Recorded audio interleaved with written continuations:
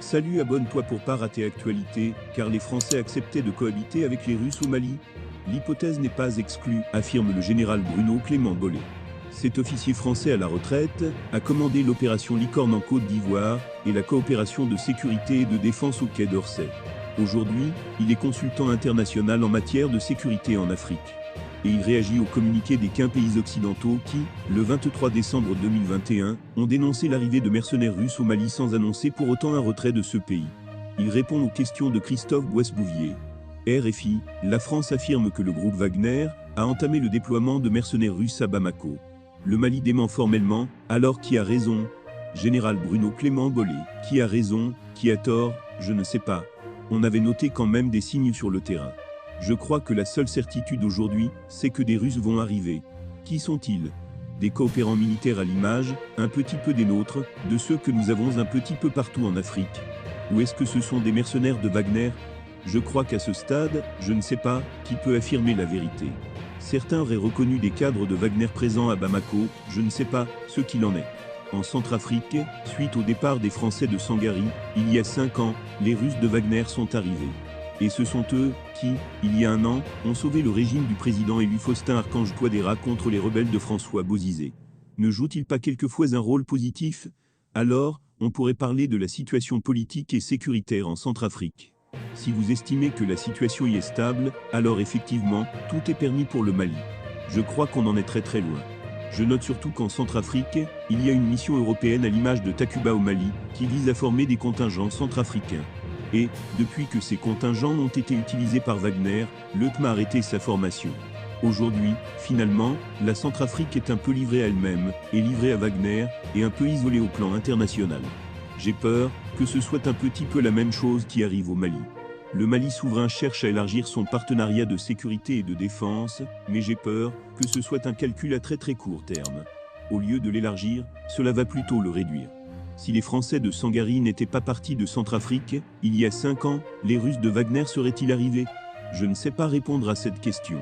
Je note tout comme vous que c'est le retrait de Sangaris qui finalement semble avoir permis l'arrivée des Russes. On n'est pas du tout dans le même schéma au Mali, puisque nous sommes encore très présents, nous, la France, au sein d'une coalition internationale importante, si on y ajoute la MINUSMA, les 10 pays européens de Takuba, la force G5. Car le Kremlin s'attend à une recrudescence d'activités terroristes au Mali suite au désengagement de l'armée française. Une violence que les autres forces régionales auront sans doute du mal à endiguer alors que le Mali a tenté de clore la polémique sur la présence d'une société militaire privée russe sur son sol. Moscou s'inquiète de son côté de l'après-Barkhane. Le retrait militaire français, annoncé en juin dernier, pourrait en effet déboucher sur un déferlement de violence, a averti Piotr Ilitchev, directeur du département des organisations internationales du ministère russe des Affaires étrangères. La clé du renforcement de la sécurité au Sahel réside au Mali. Mais la réduction progressive de l'opération Barkhane par Paris, accompagnée du retrait de l'armée française de 3 bases militaires de Thessalie, Kidal et Tombouctou, pourrait provoquer une recrudescence des activités terroristes dans le pays, a ainsi déclaré le responsable à Sputnik. Les forces conjointes du G5 Sahel, organisation réunissant plusieurs puissances régionales, comme le Burkina Faso ou le Tchad, ne devraient pas être en mesure de repousser cette menace, a ajouté Piotr Ilitchev. La Task Force Takuba, émanation de l'Union européenne, pourrait elle aussi être débordée. Il faut dire que le Mali reste l'un des théâtres les plus meurtriers pour les forces transnationales.